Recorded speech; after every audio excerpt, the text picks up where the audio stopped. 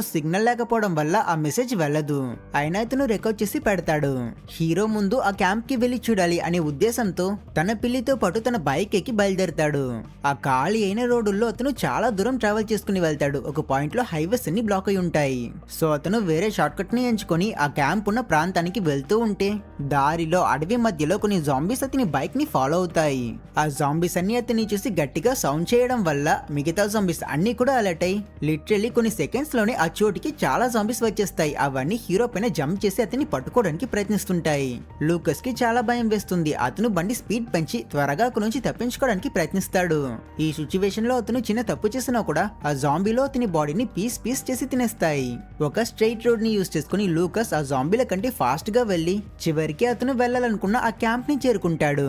కానీ అక్కడ ఎవ్వరూ ఉన్నట్టు కనిపించరు. అతను కన్ఫ్యూషన్ లో దగ్గరికి వెళ్ళినప్పుడు సడన్ గా అక్కడున్న టెంట్లన్నిటిలో నుంచి జాంబీలు బయటకు వస్తాయి. అవన్నీ ఒక్కసారిగా లూకస్ ని పట్టుకోవడానికి ప్రయత్నిస్తాయి. సోల్జర్స్ నుంచి సర్వైవర్స్ వరకు ఈ క్యాంప్ లో ఉన్న ప్రతి ఒక్కరూ జాంబీస్ గా మారిపోయి ఉంటారు. లూకస్ మళ్ళీ స్పీడ్ గా వెళ్లి తప్పించుకోవాలనుకుంటాడు. కొంచెం దూరం వెళ్ళాక దారిలో ఒక చోట్లో జాంబీల శవాలు ఉంటాయి. అది చూసిన ఇతను వాటిని తొక్కించలేక బండిని ఆపడానికి ట్రై చేసి స్కిడ్ అయి అక్కడే పడిపోతాడు. అదృష్టవశార్థం ఈ క్రాష్ లో ఆ పిల్లికి లేదా మన హీరోకి ఏం కాలేదు. కానీ జాంబీల అరుపుల శబ్దం అలాగే అవన్నీ తన దగ్గరికి వస్తున్నాయి అనే విషయాన్ని హీరో క్లియర్ గా ఫీల్ అవుతాడు. అతను వెంటనే తన పిల్లిని తీసుకుని మళ్ళీ బైక్ స్టార్ట్ చేయడానికి ట్రై చేస్తే ఎంత ట్రై చేసినా ఆ బైక్ కొంచెం కూడా స్టార్ట్ అవ్వదు.